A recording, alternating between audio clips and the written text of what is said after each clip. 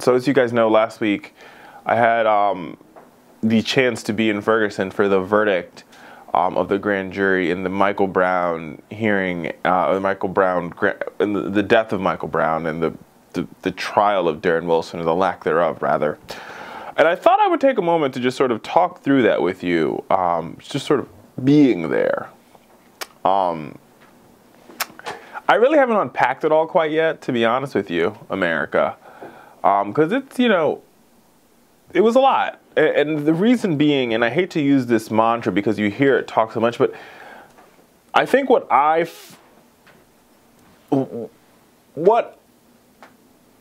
one thing I took away, I took two things away.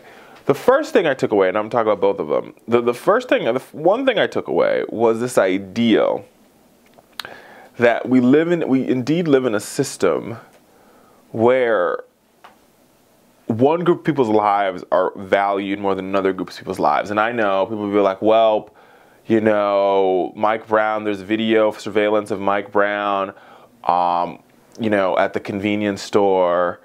Okay, that might be all well and good, but we live in a justice system where you're innocent until proven guilty. And so while the tape says that, we're not really sure what happened. There wasn't a trial. He wasn't charged with theft, right? He wasn't deemed to be, you know, a criminal, quote unquote. He had no criminal record.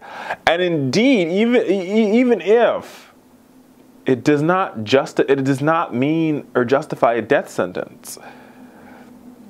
So there's that point.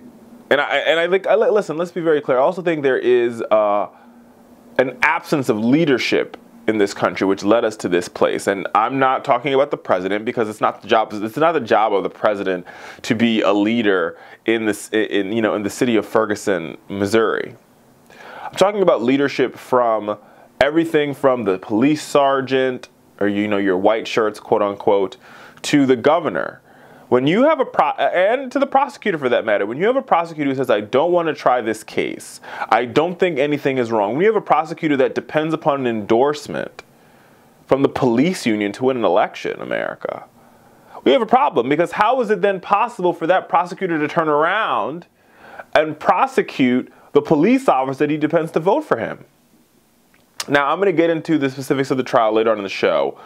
But the first takeaway that you have to ask yourself, right, is what does this, and I find myself struggling with this question, right? What does our Constitution mean?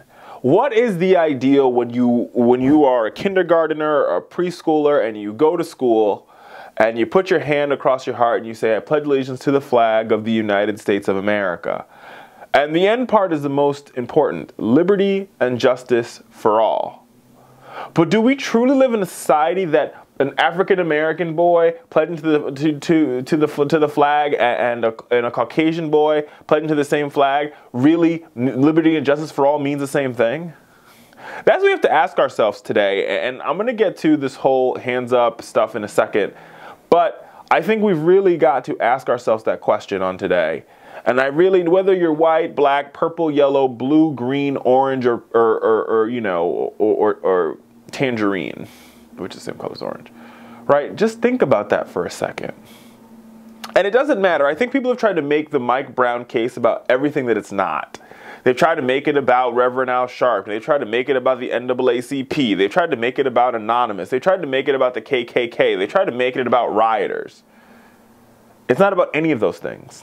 It's about a young black man who was walking down the street, who was shot and killed by a police officer who used excessive force. That's what this case boils down to. And whether or not there was a tussle, or whether or not there was a fight between Mike Brown and the police officer, that to me is irrelevant. Because one shot of a gun, right? You shooting somebody one time solves that problem. In my mind, you shoot him in the leg, right? You're going to immobilize the person who's quote unquote attacking you.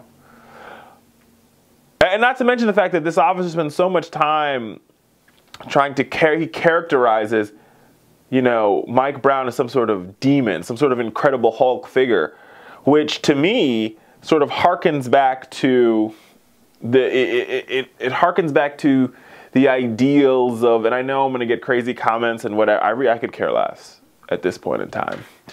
Right? It harkens back to this characterization that African Americans are some sort of animals, they're second-class citizens.